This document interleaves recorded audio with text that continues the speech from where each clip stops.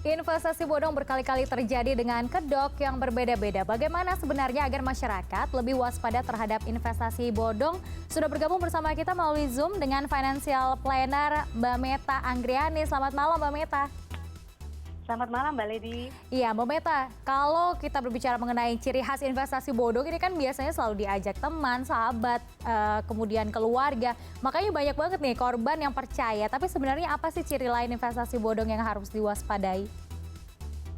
Nah, pertama memang kita harus tahu dulu nih, kalau kita investasi itu kan pada prinsipnya sama kayak kita menitipkan uang ya. Jadi artinya kan pertama kalau kita nitipin uang kita ke pihak yang kita percaya. Nah, kesannya kalau sama teman sendiri kita bisa percaya gitu ya. Nah, tapi yang kedua yang tentu kita harus lihat adalah kita harus tahu juga uang itu buat apa gitu. Artinya disimpannya di mana, bagaimana skemanya dan macam-macamnya. Nah, itu yang kadang-kadang kita tuh karena udah awalnya main percaya, kita lupa lagi tuh menilai lagi apakah itu programnya kita bisa mengerti apa enggak. Jadi simpel aja sih, kita paham nggak dengan produknya itu sendiri, dengan cara kerja produknya itu sendiri gitu ya. Artinya kan kita harus tahu juga bahwa dalam investasi itu kan prinsipnya kita memang mencari pengembangan, tapi selalu ada resikonya. Nah, kadang-kadang orang itu lupa gitu memandang resiko dan tergiur dengan iming-iming return yang tinggi. Padahal kita tahu juga dalam investasi itu yang namanya high return pasti high risk gitu ya. Nah, jadi dalam hal ini penting juga selain kita memahami pola kerja investasinya, kita juga harus punya pengetahuan di dalam arti sebenarnya tingkat return yang wajar itu berapa sih gitu, supaya kita bisa menilai ini tuh wajar atau tidak. Dan selain nominalnya wajar juga kita harus lihat juga kadang-kadang yang justru ada tambahan-tambahan lainnya yang menarik gitu ya, extra perks gitu, kayak misalnya tiba-tiba ada hadiah bonus atau tiba-tiba ada macam-macam lah, skema-skema yang membuat orang tuh masukin duit sekian nanti dapat bonusnya mobil gitu. Itu kan terlalu ekstravagan. Jadi artinya kita harus punya sense bahwa yang berlebihan ini mungkin justru makin berbahaya gitu. Tapi kalau misalnya kita lihat contoh yang investasi butik yang ada di Aceh tuh Mbak dengan return 30-50%. Kan kalau biasanya penjual pakaian juga kurang lebih 2 kali lipat gitu ya kalau jualan baju atau pakaian. Nah itu gimana nih Mbak biar melihat apakah ini memang investasi bodong apa memang benar-benar investasi gitu? Nah, memang artinya kita kan mesti lihat ya, kalau yang namanya investasi itu kan memang kita tujuannya juga apa gitu. Kalau memang kita tujuannya untuk mengembangkan uang ya biasanya orang pasti mau yang berkembang dengan aman. Makanya kadang-kadang kita bicara kalau investasi di lembaga keuangan relatif itu lebih aman karena peraturannya banyak gitu. Ada lembaga pengawasnya juga seperti OJK. Tapi ketika kita menginvestasi pada suatu bisnis gitu ya, kayak misalnya tadi kan, oh ini bisnis pakaian, saya mau investasi di situ. Artinya sebenarnya saya melakukan penyertaan modal, ya kan?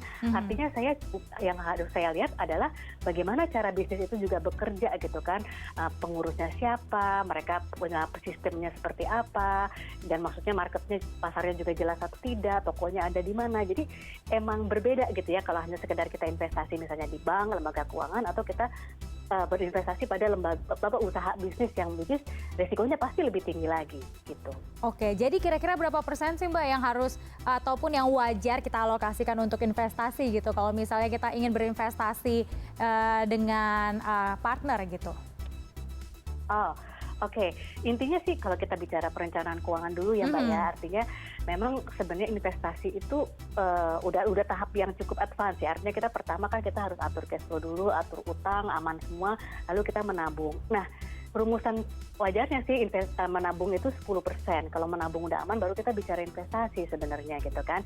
Nah, artinya sebenarnya itu kan yang ideal. Tapi kalau semakin banyak sebenarnya juga makin bagus. Nah, tapi kan intinya kalau kita banyak kita harus memastikan yang dasar-dasar itu juga terpenuhi gitu ya.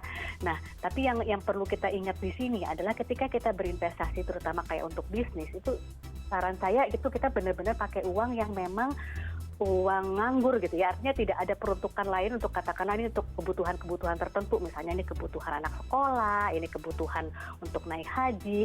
Artinya jadi ketika uang bisnis itu tiba-tiba berkurang atau tiba-tiba bahkan hilang, kebutuhan hidup tetap berjalan gitu. Jadi ini bukan uang panas gitu ya, justru kita harus dengan uang yang memang kita ready untuk kita kembangkan gitu ya, apapun resikonya. Lalu kemudian nih apa nih mindset yang sebenarnya harus dimiliki oleh seseorang sebelum berinvestasi? Apakah kalau misalnya mindsetnya harus return yang tinggi ini salah gitu? Apakah selalu salah? Oh, ya sih, mindsetnya adalah sebenarnya kalau kita bicara investasi, investasi yang baik adalah yang cocok buat kita. Nah, artinya tidak semua produk investasi itu akan baik buat semua orang. Intinya kita harus tahu juga kebutuhan kita seperti apa, dan kita sendiri juga memandang investasi, memandang resiko seperti apa. Ada orang yang memang tidak berani mengambil resiko, maka ya sudah dia berinvestasi dengan semampunya dia gitu. Tapi ada orang yang sebenarnya dia ingin mengambil resiko tinggi, tapi kemampuannya tidak ada. Artinya yaitu tadi sehari-hari uang cash flow-nya juga masih berantakan, Tersendat masih punya gitu banyak ya. tanggungan. Jadi artinya kita harus benar-benar melihat diri kita sendiri dulu, baru kita berinvestasi. Jadi saya cocoknya pegang investasi dengan instrumen yang mana gitu. Kalau saya mungkin punya banyak waktu luang, saya mau ikut berbisnis sama orang, itu boleh-boleh aja. Tapi kalau misalnya saya punya waktu cuma sedikit, ya mungkin saya cari yang aman, yang pasti uang saya berkembang, tapi kemungkinan hilangnya berkurang. Jadi kembali lagi, investasi itu harus kita sesuaikan dengan diri kita, tujuannya apa, kemampuan kita di mana, dan tidak mengganggu untuk kebutuhan-kebutuhan hidup yang lainnya. Oke, tadi kan juga Anda katakan bahwa yang penting adalah legalitas juga ya Mbak Meta ya. Nah, Betul. selain legalitas yang legalitas OJK pastinya, apalagi nih agar masyarakat juga tidak terjebak dengan investasi bodong lagi gitu. Betul gitu. Jadi memang dengan adanya OJK itu kan kita harus bisa lihat gitu. Apalagi sekarang udah banyak hotline numbersnya juga ya. Jadi kalau kita ditawarkan investasi, ada baiknya kita ngecek apakah memang lembaga tersebut sudah terdaftar atau diawasi oleh OJK. Nah, tapi balik lagi yang diawasi oleh OJK itu kan adalah lembaga keuangan. Sementara banyak yang justru skema-skema itu memang datangnya bukan dari lembaga keuangan gitu. Datangnya dari ada yang koperasi, ada yang ya tadi bisnis, usaha bisnis yang dia kembangkan, dan itu bisa macam-macam ya, ada yang bentuknya arisan bahkan gitu kan. Jadi memang justru kita yang harus hati-hati ketika kita mau berinvestasi, ketika kita mau menitipkan uang, ini saya taruh uangnya nih ke siapa nih, itu yang saya harus cek.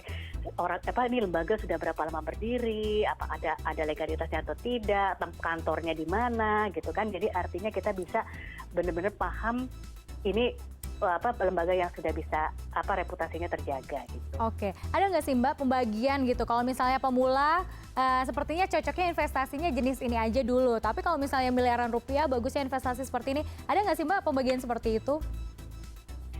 Kalau menurut saya sih sebenarnya kalau kita bicara pembagian, menurut saya melihatnya dari sisi seberapa baru orang itu mulai berinvestasi. Ketika orang baru mulai berinvestasi, saran saya mulailah dari instrumen-instrumen yang konservatif gitu. Kayak misalnya awalnya kan kita mungkin punya uang nabung di bank, mungkin habis itu punya deposito dulu gitu ya. Lalu kalau udah deposito, lama-lama kita punya uang ekstra lagi, kita ke instrumen yang lebih tinggi lagi, returnnya mungkin kita main reksadana, atau mungkin kita beli emas, atau mungkin lama-lama kita bisa masuk ke instrumen saham. Nah, atau nanti kalau udah ini lagi, udah terbiasa dengan resiko-resiko itu, tahu bagaimana memanagenya, baru kita bisa masuk ke instrumen-instrumen yang lebih beresiko lagi. Dengan harapan dengan pengalaman itu kan juga pengalaman itu juga membuat si uang kita juga makin berkembang. Ketika makin berkembang banyak, kita bisa masuk ke instrumen-instrumen yang lebih tinggi juga tapi udah dengan kewaspadaan, pengetahuan yang udah mateng gitu. Karena kalau lihat masyarakat sekarang banyak kan yang terbalik gitu ya, investasi dulu tapi kemudian kebutuhan pokoknya malah justru masih kesana kemari gitu. Nah, jadi bagusnya gimana nih Mbak untuk pembagian ataupun pembagian ini ya, untuk merencanakan keuangan untuk yang masih single, yang sudah berkeluarga, gimana tuh bagusnya?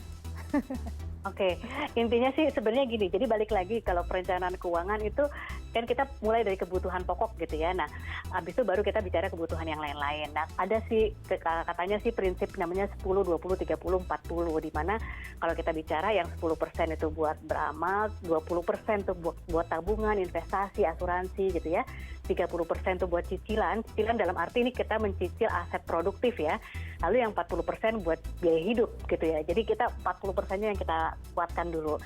Walaupun pada kenyataannya pasti sulit ya, karena kan kalau tergantung nominal gajinya gitu kan, dan tergantung juga pada situasi tiap orang. Ada yang tanggungannya banyak, ada yang single. Jadi artinya memang harus disesuaikan sedikit demi sedikit. Jadi artinya kita lihat aja dulu dari kemampuan bulanan kita itu berapa persen sih yang memang bisa kita amankan dulu buat kebutuhan hari-hari. Cicilan semuanya udah otomatis aman untuk terbayar. Habis itu baru kita bicara yang lebih tinggi untuk pengembangannya gitu. Oke, yang pastinya harus cermat juga ya dengan siapa juga nanti kalau misalnya kita menyimpan uangnya dengan siapa, kemudian juga akan digunakan seperti apa. Terakhir nih Mbak, untuk kita menganalisa tentang investasi bodong, apakah ini memang modusnya itu aja atau mungkin makin ke depan tuh makin banyak lagi tuh jenis investasi bodong yang harus diwaspadai? Oke, pada prinsipnya sih kalau yang saya amati gitu ya, investasi bodong ya pada umumnya mereka menawarkan return yang ekstravaganza banget gitu ya. Lalu mereka modelnya juga dengan ekstra perks tadi, misalnya ada tambahan bonus, ada tambahan hadiah, member get member gitu kan. Lalu tempatnya juga nggak jelas. Tapi mungkin kalau saya lihat sih bisa jadi skema-skemanya seperti itu, cuma sekarang ini kan yang berkembang adalah dunia digital. Jadi artinya bisa jadi orang juga ya berkembangannya mungkin ke arah situ. Jadi penipuannya bisa lewat digital, bisa juga lewat yang kemarin juga beberapa waktu lalu pernah ada kan, kesannya kita bisa investasi di perusahaan digital sehingga kita nanti akan dapat keuntungan dari setiap iklan yang kita beli gitu atau macam-macam gitu. Jadi artinya perkembangannya kemungkinan yang saya lihat akan ke arah digital itu aja sih. Dan apalagi orang kan suka nggak aware ya, setiap kali kita aplikasi download sesuatu itu sebenarnya kita kan memberikan kebebasan akses untuk data kita. Nah, itu yang harus hati-hati juga sih sebenarnya. Gitu. Oke. Terima kasih Mbak Meta Anggraini sudah bergabung bersama kami di CNN Indonesia Connected. Terima kasih untuk ilmunya yang tentunya ini bisa menyadarkan masyarakat ya untuk bagaimana bisa bijak berinvestasi.